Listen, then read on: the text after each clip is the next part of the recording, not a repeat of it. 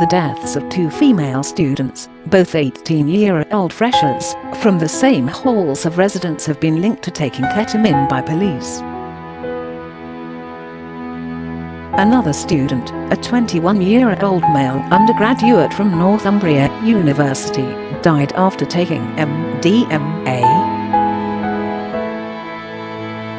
And the fourth death over the weekend in the Newcastle area linked to drugs, an 18-year-old man from Washington, time and where, who was not a student, also died from the effects of MDMA. Police have made 10 arrests and carried out searches with drug dogs. A team went through the pond block at Parkview Student Village searching. Police received the first report of an unresponsive woman at an address on Richardson Road.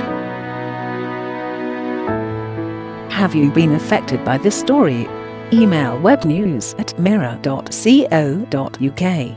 One 18-year-old, who was a student at Newcastle University, is believed to have taken a quantity of ketamine and was pronounced dead at the scene.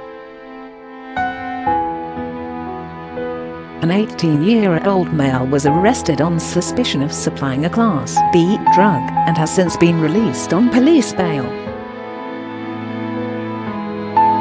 Northumbria Police received a further call to the same building on Richardson Road, where the first woman had been found.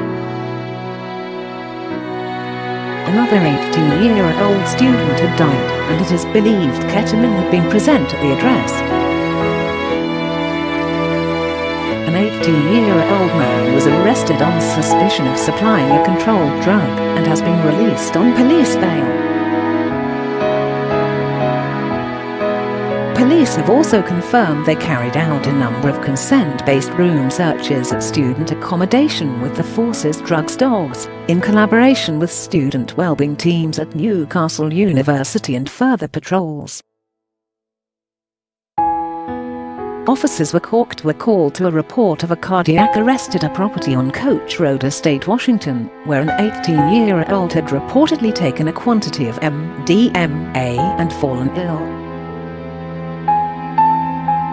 Officers and emergency services attended, but the man, who is not a university student, was pronounced dead a short time after.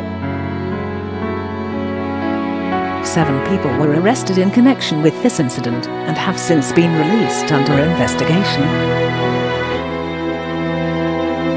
The force was alerted to a report that a 21-year-old student from Northumbria University who had taken ill at an address on Melbourne Street, Newcastle. It is suspected he had taken a quantity of MDMA, and it is understood that he became unwell in private accommodation. He was transported to hospital, but died a short time later. A 20-year-old male arrested on suspicion of supplying Class A drugs has since been released on police bail. Chief Inspector Steve Wykes said, "This weekend we have seen the tragic loss of 4 young lives, and our thoughts continue to be with the family and friends of those who have sadly died. Although our investigations are at an early stage, and we continue to establish the circumstances around these tragedies, we want to reiterate our warning to people against taking drugs for recreational use. The consequences could cost you your life. We will continue to work with both universities and will be increasing our patrols in the areas where these tragedies have occurred." Close quote, he added. "We would urge anyone with any information in relation to these tragedies to come forward. Even the smallest piece of information could help us. If anyone has any information about who has supplied the drugs in question, then we would also encourage them to contact us at the earliest opportunity." A Newcastle University spokesperson said, "We are devastated to learn of a second death at our university, and our wellbeing teams are providing support to those affected." The health and safety of our students is our utmost priority, and in light of the sad and shocking events of this weekend, our Vice-Chancellor, Professor Chris Day, has with great sadness written to all our students this morning, informing them of the distressing news and offering support to anyone affected.